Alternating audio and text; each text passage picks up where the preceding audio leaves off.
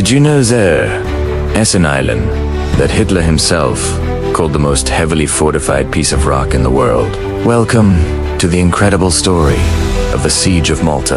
The year is 1940 and the place is Malta, a tiny island in the Mediterranean Sea, just south of Sicily. For the British Empire, Malta was a critical supply hub to its forces in Egypt and North Africa. So when Italy declared war on them, it became a strategic point in the conflict.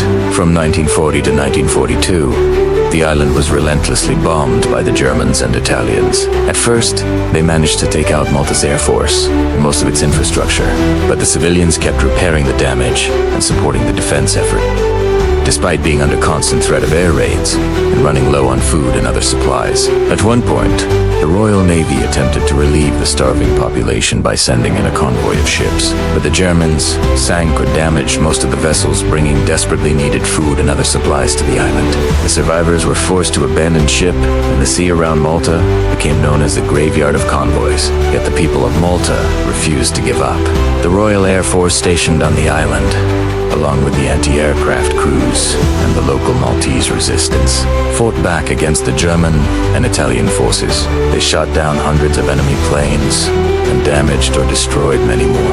The RF pilots stationed on the island were so determined to hold the line that they took to flying back and forth between Malta and Egypt in what became known as the shuttle runs. These pilots flew back and forth across the Mediterranean, dodging anti-aircraft fire and crashing Luftwaffe planes to keep Malta supplied with the food and ammunition it needed to keep fighting. The resilience and courage of the people of Malta, in the face of seemingly insurmountable odds, impressed even their enemies. Hitler himself commented on the tenacity of the tiny island, referring to it as the most heavily fortified piece of rock in the world, in recognition of their bravery.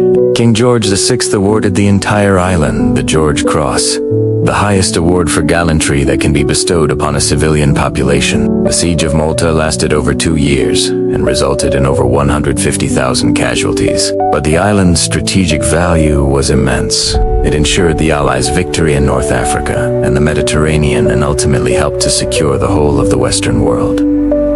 This is the incredible story of the Siege of Malta. Stay tuned for more historical tales.